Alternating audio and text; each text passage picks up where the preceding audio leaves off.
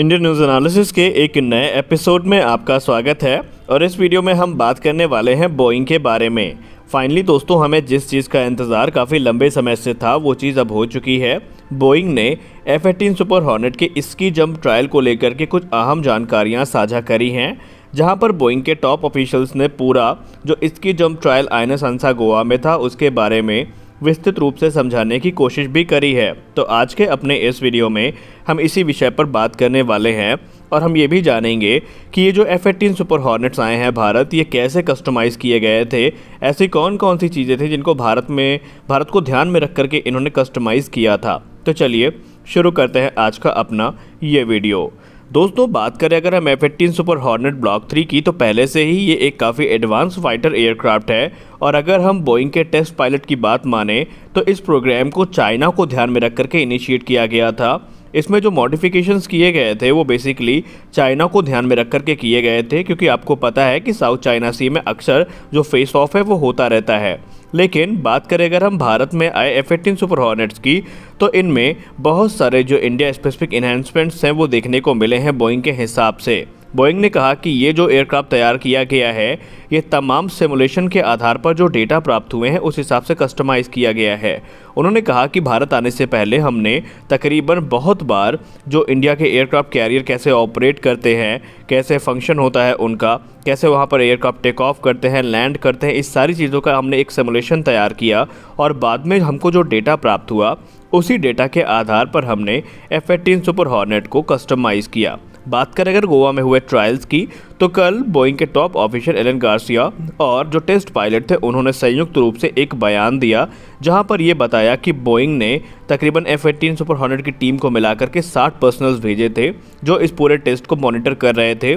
और भारत की ज़रूरत के हिसाब से एयरक्राफ्ट को तैयार किया जा रहा था। बात करें टेस्ट में कैसे टेस्ट आयोजित किए गए, तो बोइंग के हिसाब से जो टेस्ट है वो अलग अलग वेपन कॉन्फ़िगरेशन में आयोजित किए गए। बोइंग का दावा है कि ये जो एयरक्राफ्ट है तकरीबन 4 हार्पून मिसाइल्स को लेकर के एयरक्राफ्ट कैरियर से आराम से टेक ऑफ कर सकता है। वही बोइंग का ये भी कहना है कि चाहे फुल लोड आउट ही क्यों ना हो जाए, इसमें टेक ऑफ करने में कोई दिक्कत नहीं होगी और ये आसानी से जो इंडिया के एयरक्राफ्ट कैरियर है स्टॉबर कॉन्फ़िगरेशन वाले, उसमें लैंड भी कर सकता है। और अगर आप टेस्ट पायलट की बात माने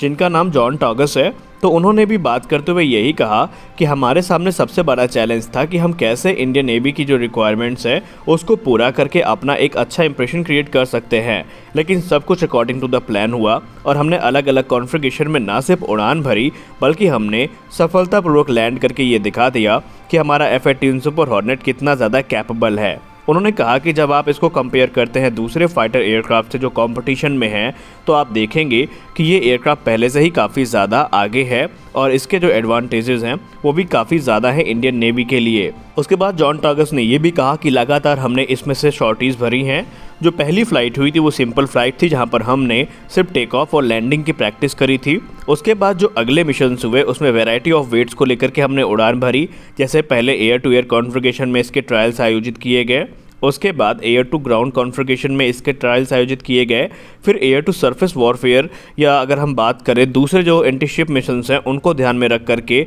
इसमें जो लोड आउट है वो शामिल किए गए थे। और अच्छी बात ये थी कि इंडियन नेवी की जो टेस्ट रिक्वायरमेंट थी उसको इस पूरे ट्रायल के दौरान उसको पूरा कर लिया गया। यानी जो भी रिक्वायरमेंट इंडियन नेवी के सामने रखी गई थी, इंडियन नेवी की तरफ से रखी गई थी, उसको F-18 सुपर हॉर्नेट्स ने पूरा किया। उन्होंने आगे बात करते हुए ये बताया कि जो ब्लॉक 3 वेरिएंट है वो बेसिकली एयरक्राफ्ट कैरियर को ध्यान में रख करके ही डिज़ाइन किया गया है और हम पहले से ये कहते आ रहे हैं कि फिर भारत का चाहे INS विक्रमादित्य हो या फिर INS विक्रांत हो, इन दोनों एयरक्राफ्ट कैरियर से ये जहाज़ छुटपुट मॉडिफिकेशंस के बाद आराम से ऑपरेट किए जा सकेंगे। उन्होंने ये भी कहा कि अगर इंडियन नेवी इसको लेती है तो इसके रख रखाव में उनको कोई दिक्कत नहीं होने वाली है, क्योंकि इनमें विंग फोल्डिंग मैकेनिज्म दिया हुआ है, जिसकी वजह से इनके विंग्स को फोल्ड करके आराम से इनको हैंगर तक भेजा जा सकता है और इनके रख रखाव का जो कार्य है उसमें किसी प्रकार की बाधाएं नहीं आएंगी सामने। उन्होंने आगे ये भी कहा कि आने वाले समय में हम ये उम्मीद करते हैं कि एक बड़ी संख्या में ये जो एयरक्राफ्ट है ये इंडियन नेवी के द्वारा ऑर्डर किए जाएंगे। खास बात अगर हम द प्रिंट की एक रिपोर्ट की बात माने, तो द प्रिंट की एक रिपोर्ट में ये दावा किया गया था कि F-18 सुपर हॉर्नेट हो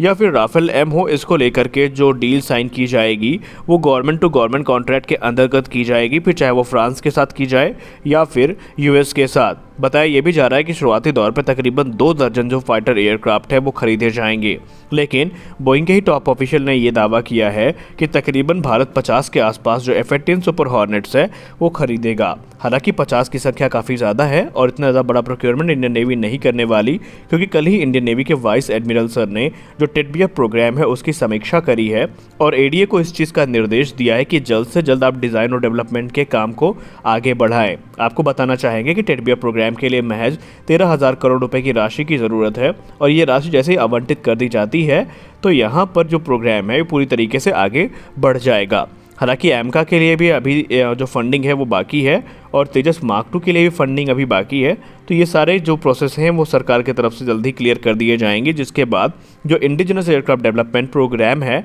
वो बिना किसी बाधा के आगे बढ़ता रहेगा। खैर, अगर हम बात करें सोर्सेज की तो इस मामले के जो जानकार लोग हैं जो लगातार एक्टिव है अपने अपने ब्लॉग्स पे, तो उन्होंने जो कुछ लिखा है अगर हम उसका एक पूरा निचोड़ निकालें तो ये पता चला कि इंडियन नेवी की जो रिक्वायरमेंट है उनको राफेल एम की तुलना में जो F-18 सुपर हॉर्नेट है वो ज़्यादा अच्छे से पूरा करता है और यही कारण है कि F-18 सुपर हॉर्नेट का जो एक अच्छा इंप्रेशन है वो इंडियन नेवी के सामने बन चुका है। वही अब सवाल ये उठता है कि इंडियन नेवी कब तक इस प्रोग्राम को हरी झंडी देगी, कब तक आपको एयरक्राफ्ट प्रोक्योरमेंट देखने को मिल सकता है। तो जैसी रिपोर्ट सामने आ रही है उस हिसाब से नेवी इस चीज़ की उम्मीद कर रही है कि इसी वर्ष के अंत तक जो प्रोक्योरमेंट प्रपोजल है वो डिफेंस मिनिस्ट्री के सामने रख दिया जाएगा। यानी वर्ष 2022 के अंत तक इंडियन नेवी एक जो पूरा प्रपोजल है प्रोक्योरमेंट का वो इंडियन गवर्नमेंट के सामने रखेंगी, जहाँ पर उनको मंजूरी की उम्मीद है। अब यहाँ पर F-18 सुपर हॉर्नेट में कुछ नेक्स्ट जनरेशन अपग्रेड भी किए गए हैं, जिसके बारे में जो बोइंग के टॉप ऑफिशियल एलन गार्सिया है उन्होंने बात करते हुए बताया। उन्होंने कहा, पहली बात तो ये हमारे लिए काफ़ी खुशकिस्मती की बात थी कि इंडियन नेवी ने हमें अलाउ किया कि हम अपने जो F-18 सुपर हॉर्नेट की कैपेबिलिटी है उनके सामने डेमोन्स्ट्रेट कर सकें और हमें इस चीज़ का पूरा भरोसा है और इसकी खुशी भी है कि जो INS विक्रांत है उसमें पूरी तरीके से कंपैटिबल एयरक्राफ्ट है। उन्होंने ये कहा कि इसमें आपको बहुत सारे बदलाव देखने को मिलेंगे। इसका जो सबसे बड़ा बदलाव किया गया है वो है कॉकपिट में। कॉकपिट को हमने और भी ज़्यादा सिंप्लीफाई करने की कोशिश की है ताकि जो पायलट का वर्कलोड है उसको हम रिड्यूस कर सकें। दूसरी बात, इसके इलेक्ट्रॉनिक वॉरफेयर्स और दूसरे जो सेंसर हैं, खासकर एवियोनिक्स सेंसर या दूसरे इलेक्ट्रॉनिक्स हैं, उनको भी हमने ब्लॉक 2 की तुलना में काफ़ी ज़्यादा यहाँ पर अपग्रेड किया है। इसमें डेटा लिंक को इंट्रोड्यूस किया गया है जो कि कॉमनैलिटी को काफ़ी ज़्यादा बढ़ाएगा। वहीं उन्होंने ये भी कहा कि इसमें हम एक नए इंजन को इंट्रोड्यूस करने वाले हैं जो कि जनरल इलेक्ट्रिक का F414 IN-400 इंजन होने वाला है, जो कि IN S6 की तुलना में तकरीबन ज़्यादा थ्रस्ट जनरेट करेगा, जो कि तकरीबन 116 किलोमीटर के आसपास बताया जा रहा है। लेकिन अभी अनक्लियर है कि क्या इंडिया जो अगर लेता है तो क्या इंडिया को भी वही अपग्रेडेड इंजन के साथ ये एयरक्राफ्ट मिलेंगे या इंडिया को IN S6 के साथ ही वो जो एयरक्राफ्ट है वो दिए जाएंगे। खैर, ये तो आने वाले वक्त में पता ही चल जाएगा। लेकिन जब बात आती है F-18 सुपर हॉर्नेट ब्लॉक 3 की तो निस्संदेह इंडियन नेवी के लिए ये एक अच्छा ऑप्शन है। लेकिन कंपटीशन में राफेल एम भी है जिसको यहाँ पर पिछड़ा पाना इतना ज़्यादा आसान भी नहीं होने वाला है। वहीं लगातार जो बोइंग एक चीज़ कहती आ रही है सामने वो ये है कि F-18 super hornet world wide काफ़ी ज़्यादा बड़ी संख्या में इस समय डिप्लॉय किए गए हैं और ये एक नेक्स्ट जनरेशन फाइटर एयरक्राफ्ट हैं। उन्होंने कहा कि इस समय दुनिया भर में तकरीबन 800 एयरक्राफ्ट डिप्लॉय किए जा चुके हैं, डिलीवर किए जा चुके हैं, जिन्होंने तकरीबन 2.5 मिलियन फ्लाइट आवर्स पूरे कर भी लिए हैं। वहीं जो F-18 ब्लॉक 3 है ये एक अपॉर्चुनिटी है इंडियन नेवी के लिए, क्योंकि इंडियन नेवी पहले से अमेरिकन आर्मामेंट्स को इस्तेमाल करती है, वेपन्स को इस्तेमाल करती है, तो ये उनके लिए एक फोर्स मल्टीप्लायर का काम करेगा। तो फिलहाल के वीडियो में बस इतना ही। मिलते हैं अपने अगले वीडियो में, तब तक के लिए जय हिंद।